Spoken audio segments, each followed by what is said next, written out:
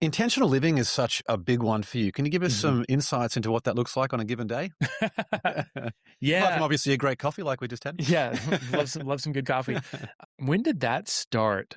At some point, probably a little bit in college, definitely after college and getting involved in the startup scene and like watching founders and learning more about their routines, following people like David Goggins and Jocko Willink. And there's probably a few more in there that I'm forgetting, but kind of seeing like, okay, you can optimize your life. And another personality test is the Gallup Strengths Finder. I worked for them early on in college. And so I took their Gallup Strengths Finder. I was like, oh, this is interesting. Like I've kind of found this love of learning about myself.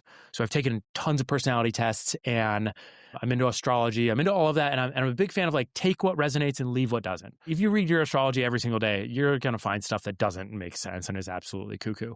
But like at a high level, you're like, wait a second, some of these things about being a Virgo actually really track. Like that's who I am. And then you can kind of learn like some of the benefits or pitfalls of that and across like multiple things, which I think is really fascinating.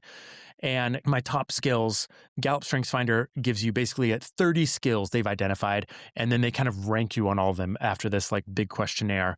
And then they, when I was doing it, they were like, here's focus on these 5. These are your 5 best ones. Ignore the rest.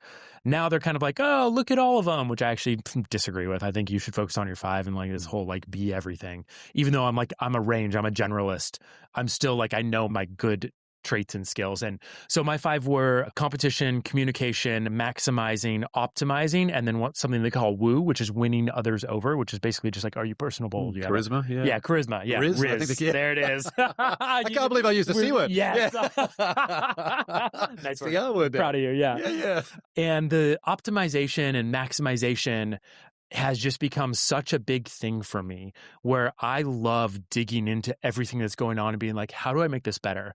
Like I can create 0 to 1. I actually love that, but I'm actually extremely powerful as an editor. You want to add like rocket boosters to something that you're doing? You want me to just like light you up and like figure out all the little details on how to like take this from 1 to 10?